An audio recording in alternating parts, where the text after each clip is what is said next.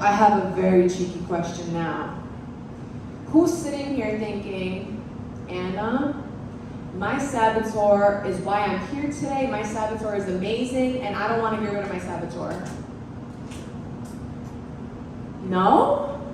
Oh, was that just me? Okay, some in the back, yes. So when I took this, I'm a controller hyperachiever in case it's not obvious. When I took this, I was like, how dare you try to take this away from me? This is how I survived. This is how I am where I am. Don't take that away from me. And there is truth to that. The problem is, the saboteur will take your greatest strengths and use them against you.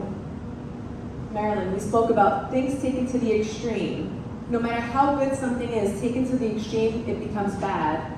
Our strengths, when we abuse them, they start to abuse us, and that was my personal experience as a controller and hyperachiever. The controller told me, the more you control, the more safe you'll feel. But actually, the less safe I felt because I realized I can't control anything. Honestly, it's probably why most diets fail. You know, we can't control ourselves. We think we can, and we try to do everything to do that, but we can't.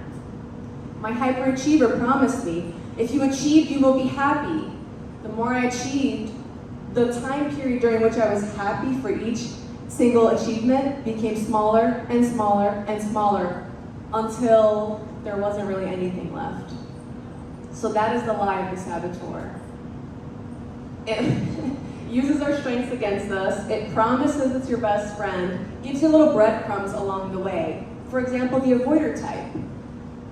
If there's a task that you might feel some negative emotions about, the avoider will say, no, just kick back, relax, maybe scroll some Instagram, you'll deal with it later. You don't need those negative emotions in your life. And you get the breadcrumbs. But what happens is, you're actually feeling negative the whole time through because now, not only do you have this task, now you have guilt looming over you. I see a lot of head nods. Yep, that is the lie of the saboteur. Gives you some battles, but you lose the war. It tells you it's going to give you what you want, but you actually end up with the opposite of what you want at the very end. All right, now we're nuts. My work is almost done. You guys are going to be working soon. Yep, there it is.